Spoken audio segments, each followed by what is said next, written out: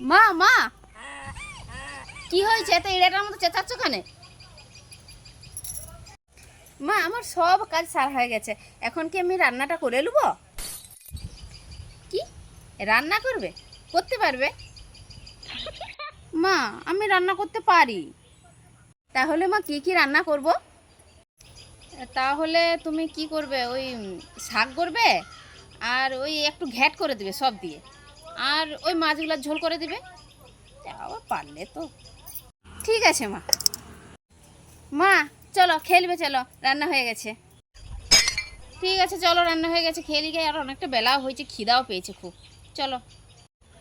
আচ্ছা মা, ভাতটা কোথায়? ভাতটা তো কই দেখতে পেলাম নাই। কি ভাত? ভাত রান্নাঘরেই থাকবে। আর তুমি তো রান্না করেছো, ভাতটা কোথায় থাকবে সেটা তো তুমিই জানবে। কেন মা, তুমি তো আমাকে ভাত রান্না করতে বলো নাই। তুমি তো আমাকে বললে শাক আর সব দিয়ে একটা ঘ্যাট আর মাছের ঝোল।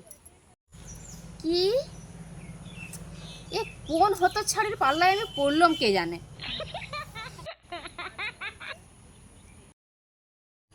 ও বৌমা, আইছো?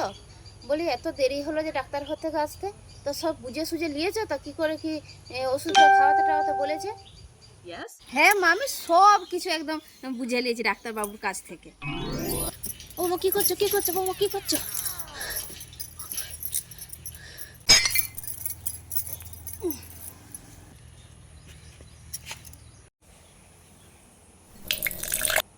এই নাও। বৌমা, তোমাকে ডাক্তারবাবু এই রকম করে ওষুধ খাওয়াতে বলেছিল?